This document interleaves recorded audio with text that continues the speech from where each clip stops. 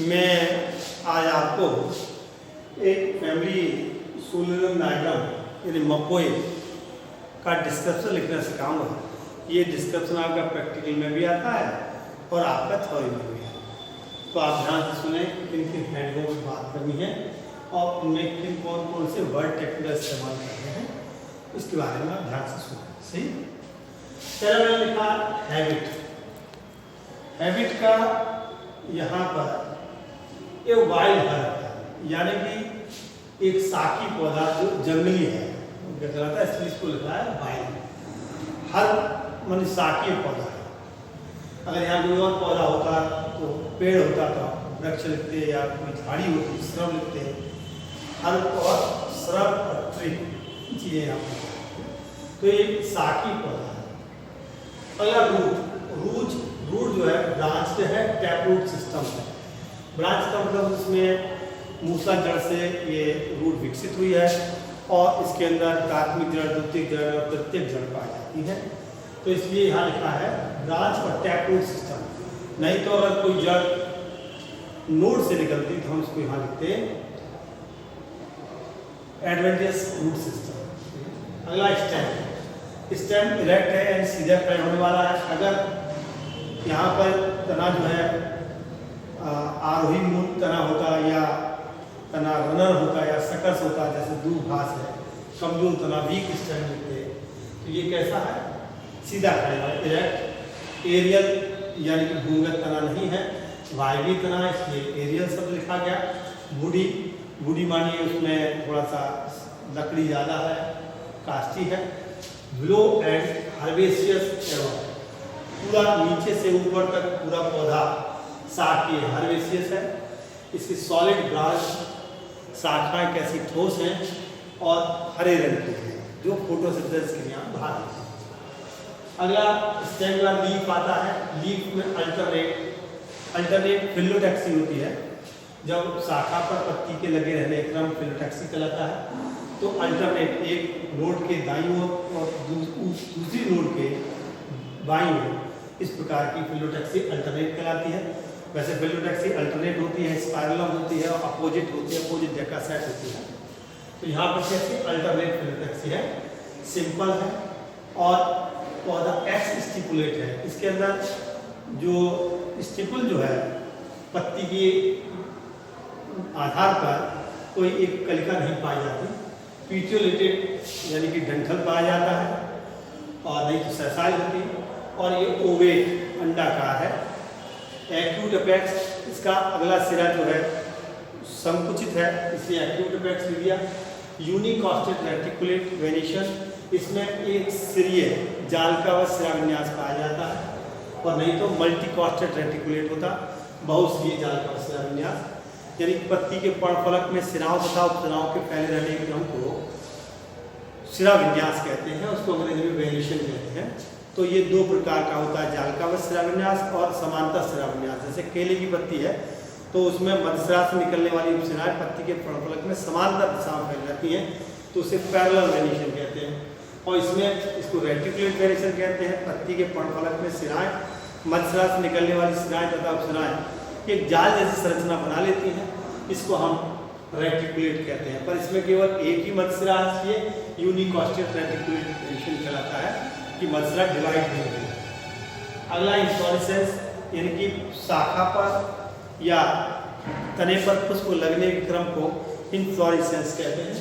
तो इसमें inflorescence extra axillary है, यानी कि दो प्रकार का होता है, सोलिटरी टर्मिनल इन्फ्लोरेसेंस और दूसरा होता है सोलिटरी एक्सिलरी। अगर अग्रस्त कलिका, तने की अग्रस्त कलिका और पुष्प कलिका में बदल जाए तो सोलिटरी टर्मिनल कहलाता है। और यहाँ कक्षस्थ कलिका जो है वो पुष्प कलिका में बदल जाती है और पुष्प का धारण कर लेती है, तो इसे इसलिए कहते हैं एक्सिलरी। और दूसरा हेलिकॉइड साइन है, कैसा है ये इन्फ्लोरेसेंस हेलिकॉइड साइन प्रदान करता है। अगला आता है फ्लावर। फ्लावर इब्रेक्टिएट है। इब्रेक्टिएट का मतलब होता है कि फ्लावर में इसके अंदर ब्रैक्ट नहीं पाई जाती है और पेडिस्लेट इसके अंदर डंठल पाया जाता है। और दूसरा कंप्लीट फ्लावर है। कंप्लीट फ्लावर का मतलब होता है जिसके अंदर सभी चक्र पाए जाते हैं, बाह्य दल चक्र, दल चक्र, पुंकेसर, स्त्री केसर। ऐसा फ्लावर कंप्लीट फ्लावर कहलाता है। हर्माफ्रोडाइट इसके अंदर मेल पार्ट यानी पुंकेसर और स्त्री केसर दोनों पाया जाता है, इसलिए इसको हम कहते हैं हर्माफ्रोडाइट। दूसरा शब्द है एक्टिनोमार्फिक। एक्टिनोमार्फिक का मतलब होता है पुष्प को किसी भी तल से काटने पर पुष्प दो भागों में बढ़ जाता है, तो ये एक्टिनोमार्फिक कहलाता है। अगर पुष्प को एक ही तल से काटने पर दो बराबर भागों में बढ़ता है तो उसे जाइगोमार्फिक कहते हैं। तो ये पुष्प कैसा है? एक्टिनोमार्फिक है। पेंटामेरस। पेंटामेरस का मतलब होता है इसके अंदर 5 सीपल्स पाई जाती हैं, तो इसलिए इसको हम कहते हैं पेंटामेरस फ्लावर। अगला वर्ड आता है हाइपोगाइनस। हाइपोगाइनस का मतलब होता है जिसके अंदर ओवरी इंफीरियर हो, बाकी सारे चक्र जो है पुंकेसर, स्त्री केसर, दल चक्र, बाह्य दल चक्र सभी सुपीरियर होते हैं, तो ऐसा फ्लावर हाइपोगाइनस फ्लावर कहलाता है। और स्मॉल एंड वाइट, और ये कैसा? सफेद और छोटा पुष्प आता है। इसके बाद इसका पार्ट है कैलिक्स। कैलिक्स का मतलब 5 सीपल, इसके अंदर सीपल, कैलिक्स पूरे बाह्य दल चक्र को कहते हैं और सीपल उसकी एक पंखुड़ी को कहते हैं। तो कैसे है? सीपल 5 है और गैमोसेप्लस सभी आपस में जुड़ी होती हैं। अगर स्वतंत्र होती तो यहाँ पॉलीसेप्लस वर्ड लिखते।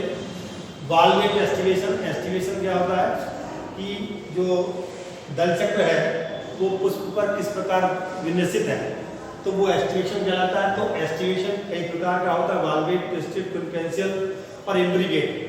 तो ये वाल्वेट है, इसके सभी सीपल आपस में उनके दोनों सिरे आपस में जुड़े हुए होते हैं, तो इसे हम कहते हैं वाल्वेट एस्टिवेशन। छूते जुड़े, करेक्ट नहीं, ट्विस्टेड होता।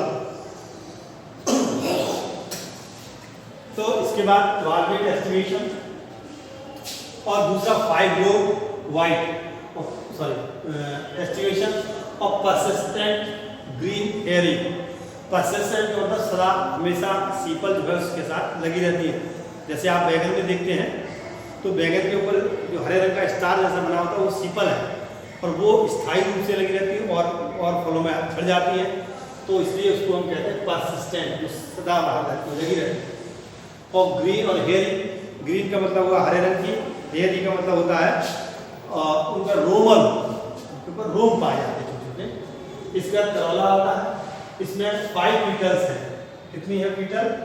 पीटल की संख्या 5 होती है। और गैमोपेटलस है।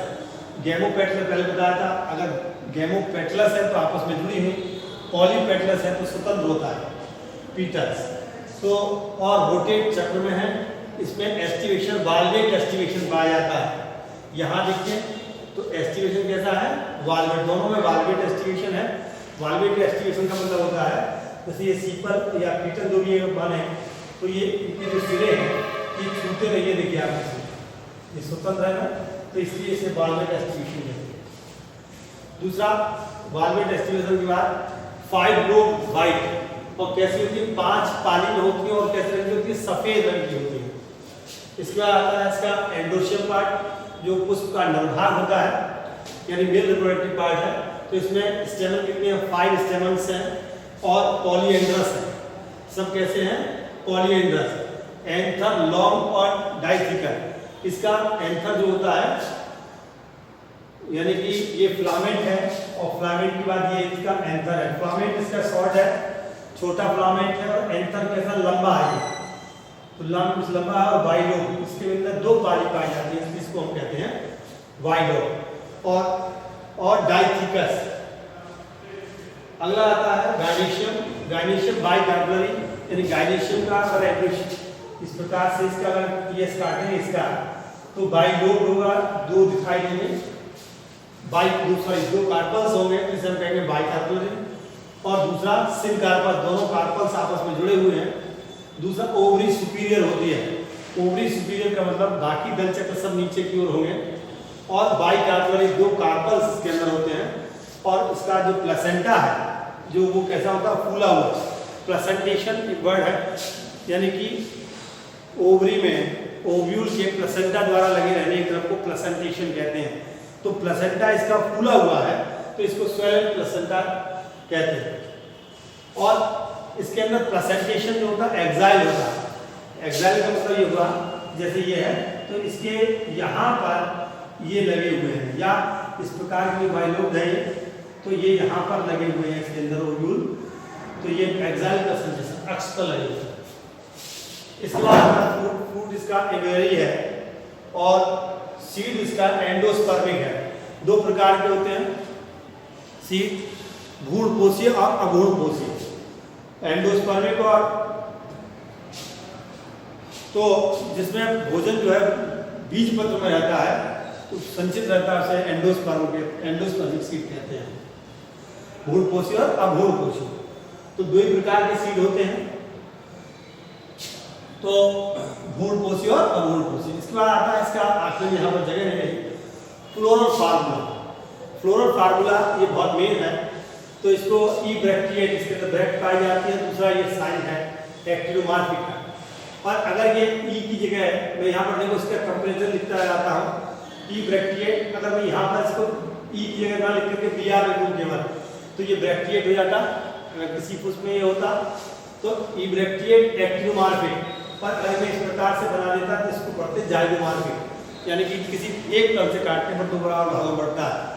दूसरा हर्माफ्रोडाइट, यहाँ पर मेल और फीमेल दोनों जन्मांग पाए जाते हैं, इसलिए इसका वर्ड मैंने हर्माफ्रोडाइट बोला। अगर मैं इस पर एक पर इस प्रकार का साइन लगा देता या इस प्रकार का एक साइन लगा देता तो ये यूनिसेक्सुअल हो जाता, एक लिंगी पौधा हो जाता। फिर मैंने कैलिक्स लिखा, कैलिक्स यहाँ पर ये लिखा हुआ है, ब्रैकेट में बंद है, तो इसलिए इसको कहते हैं गैमोसेप्लस, पर अगर इस प्रकार से लिख देता तो पॉलीसेप्लस हो जाता। फिर इसके बाद आता है एंड्रोशियम। एंड्रोशियम इसके अंदर एंड्रोशियम जो है पॉलीएंड्रस है, इसके अंदर 5 स्टेमन्स पाए जाते हैं। और गायनेशियम, गायनेशियम इसका बाइकार्परी है, आपस में जुड़े हुए सिनकार्पस और ओवरीज की सुपीरियर है। तो अगर मैं इस प्रकार से नहीं लिखता तो गायनेशियम बाइनोकुलर हो जाता और ओवरी सुपीरियर इंफीरियर हो जाती। तो इसके बाद का जो शेष भाग रह गया है वो मैं इसके अगले पार्ट में बताऊंगा, तो इसको आप अच्छी तरह से समझ लें।